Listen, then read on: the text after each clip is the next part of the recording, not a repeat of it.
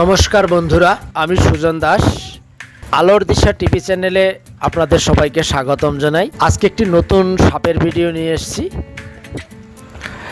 দেখুন সাপের ভিডিওটি, সঙ্গে আমার কিছু পরামর্শ থাকবে।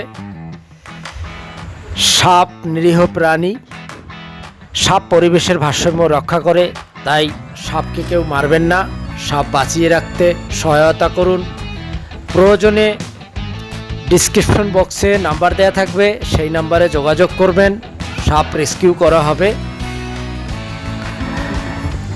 যেহেতু আমার এই নাম্বারটা আপনাদের সময় অসময় প্রয়োজন হতে পারে, আপনার কোনো নিকট বন্ধুর প্রয়োজন হতে পারে, তাই যদি ভালো লাগে ভিডিওটি দেখে প্রয়োজনে আমার এই চ্যানেলটিকে সাবস্ক্রাইব করতে পারেন, লাইক করে সঙ্গে থাকতে পারেন। যেহেতু আপনার প্রয়োজন পড়লে সঙ্গে সঙ্গে পেয়ে যাবেন, তাই ধন্যবাদ জানাই সবাইকে। আজকে যারা আমার সঙ্গে ছিলেন, আশা করি আপনাদের ভালো লাগতে পারে, যোগাযোগ করবেন।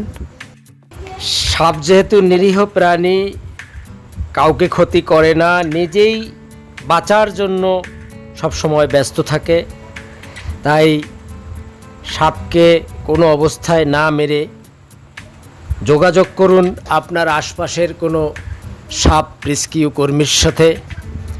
আমার এখানেও নাম্বার দেয়া থাকবে, চাইলে দুর্গাপুর 1 বর্জরা এলাকার ভিতরে আপনি যোগাযোগ করতে পারেন।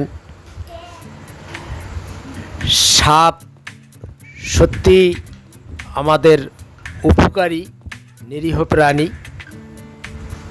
অতএব সাপকে কোনো অবস্থায় মারা যাবে না। যাই হোক, আজ আর বাড়াবো না। এর পরবর্তী নতুন কোনো ভিডিও নিয়ে আসার আগে আপনাদের সকলের সুস্বাস্থ্য সুস্থতা কামনা করছি। পরামর্শ মতামত থাকলে কমেন্ট বক্সে জানাবেন।